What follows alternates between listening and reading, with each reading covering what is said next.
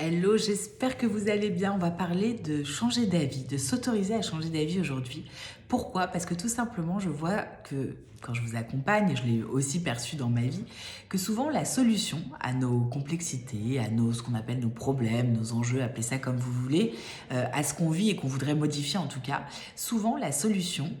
on a du mal à la voir, ou en tout cas on ne veut pas la voir, ou du mal à l'acter, parce que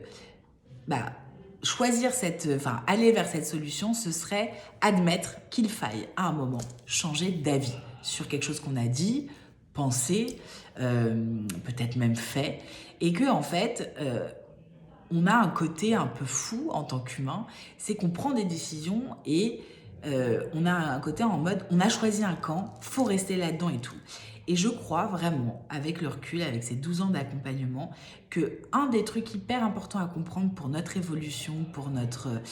voilà, pour celles qui ont envie de travailler sur elles, d'avancer, de fluidifier leur vie et tout, il faut vraiment comprendre qu'on a des choses complètement inconscientes qui nous empêchent ou qui sont reliées à plein d'autres thématiques. Et en fait, on n'arrive pas à voir où est le sujet parce que on voit d'abord les peurs. En fait, les peurs, elles nous permettent même pas, elles se réveillent et elles avortent une solution. Parce qu'en fait, la peur est tellement forte que tout d'un coup, la solution, on veut même pas la voir parce qu'on se dit ah ben non, oui, si je change d'avis, un tel, il va me juger. Ah non, si je change d'avis, on va dire que je suis une girouette. Ah non, si je fais ça, on va dire, ah bah, dis donc, c'est marrant qu'elle fasse ça, alors que pourtant, elle avait dit pendant des années que je sais pas quoi. Et en fait, on s'empêche parfois de faire des choses juste par peur du jugement des autres ou juste par non-affirmation de soi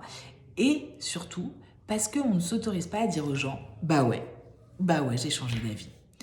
Parce que comme si, en nous, il fallait qu'on ait un truc infaillible, qu'on ait pris une décision un jour et qu'on s'y tienne toute notre vie. C'est très visible, par exemple, pour les métiers. Quand je parle avec les personnes que j'accompagne, qui ont des thématiques professionnelles, qui s'interrogent sur leur reconversion, sur peut-être pas une reconversion, mais un mal-être dans le travail, elles me disent, bah, de toute façon, c'est les études que j'ai choisies, donc c'est normal que je fasse ce métier. Bon, bah, ça me plaît pas aujourd'hui. Mais donc, limite, c'est normal que j'en chie. Bah non, en fait, on a le droit à un moment de se dire, bah, j'ai choisi ça quand j'étais jeune, cette voie-là, j'ai fait ce truc-là, je suis arrivée jusque-là. Bah, il se trouve que 30 ans après, ça ne me plaît toujours pas. On a un choix à cet endroit-là. Est-ce qu'on s'autorise à changer d'avis et donc à faire peut-être complètement autre chose, à faire un bilan de compétences, de faire, voilà,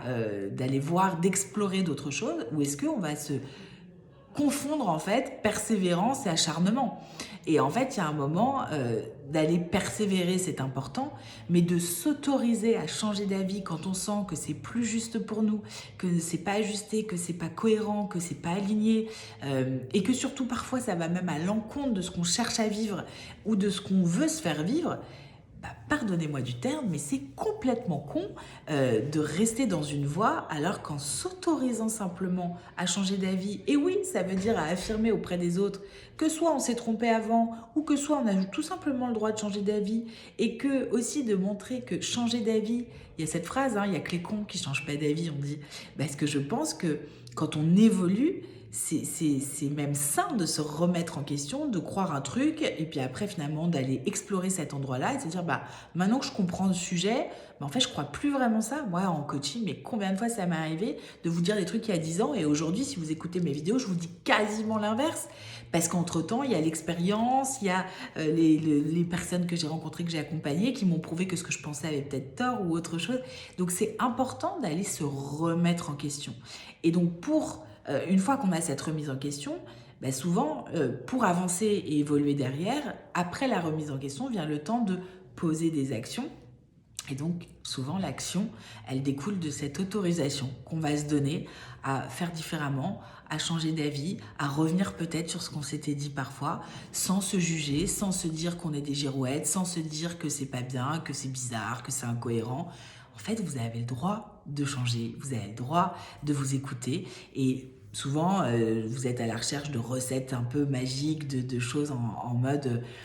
qu'est-ce qui me permettrait, c'est quoi la recette magique pour avancer, pour évoluer à coup sûr, bah, c'est de s'écouter. Et quand on s'écoute, on se rend compte que, d'ailleurs on est assez drôle avec nous-mêmes, on se rend compte que si on s'écoutait vraiment et qu'on suivait un peu nos désirs et nos envies, qu'on est vachement incohérent parfois, qu'on est complètement ambivalent, qu'on est complètement duel, complètement contradictoire, qu'on est fait en fait d'opposition parce qu'un jour on est capable d'avoir besoin et envie de telle chose et 3 jours après de plus avoir besoin ou envie de telle chose. Et donc je pense que la vie, la fluidité qu'on peut s'offrir dans une vie, c'est justement de ne pas s'enfermer dans une rigidité de choix où on n'est pas dans la persévérance mais dans l'acharnement, et parfois d'ouvrir justement ce champ et de se dire que pour avoir de la fluidité, il va falloir être aussi assez fluide dans l'écoute de nos envies et d'être fluctuant aussi parfois et de se dire en fait si je veux suivre ça, ce ne sera pas linéaire. Il y aura des moments où je changerai d'avis, où je reviendrai d'un côté, mais on avance quand même toujours. Donc voilà, c'est ce que j'avais envie de partager avec vous aujourd'hui comme petit tips qui j'espère vous aidera à trouver vos solutions qui sont peut-être, quand vous êtes en train d'être sur un chemin comme ça, qui sont peut-être juste un tout petit peu à côté, qui ne sont pas forcément à l'opposé, mais le simple fait de vous autoriser à voir différemment, à changer un peu d'avis, à vous dire comment je peux faire différemment, ça va vous aider en fait, j'espère, à fluidifier les choses dans votre vie. En tout cas, je vous souhaite d'apprendre à changer d'avis, de vous challenger un peu là-dessus, de surtout vous autoriser et commencer par des toutes petites choses. Rentrer peut-être dans une boulangerie, j'ai n'importe quoi, en disant je vais acheter une baguette et devant l'offre du boulanger qui vous proposera peut-être un pain à je ne sais quoi, vous autorisez, si vous sentez l'envie, à dire ouais, je suis venu acheter une baguette, mais en fait je vais acheter pas de baguette, autre chose, parce que c'est autre chose qui à cet instant T me donne envie, que j'ai envie de découvrir, ou voilà. Et donc vous autorisez à pas faire ce que vous faites tout le temps, habituellement, ou ce que vous pensez devoir continuer à faire parce que c'est comme ça. Non, en fait la vie elle est trop courte, on n'est pas obligé de continuer à faire parce que c'est comme ça. On a le droit de faire différemment et de s'autoriser à penser différemment et donc agir différemment. Voilà, je vous souhaite une belle, j'allais dire une belle semaine par habitude, une belle quinzaine parce qu'on se retrouvera dans 15 jours et d'ici là, n'hésitez pas à me renvoyer vos ressentis, ce que vous avez, ce que cette vidéo a provoqué en vous. Est-ce que ça vous semble facile de changer d'avis et d'affirmer et d'assumer ce changement d'avis, ou est-ce que ça vous challenge un peu et ça vous semble pas si facile que ça à mettre en place? Je serais curieuse d'avoir votre retour et puis ça me permettra aussi de vous proposer des contenus toujours plus appropriés et justes pour vous qui répondent à vos besoins tout simplement. Voilà, à très vite, ciao.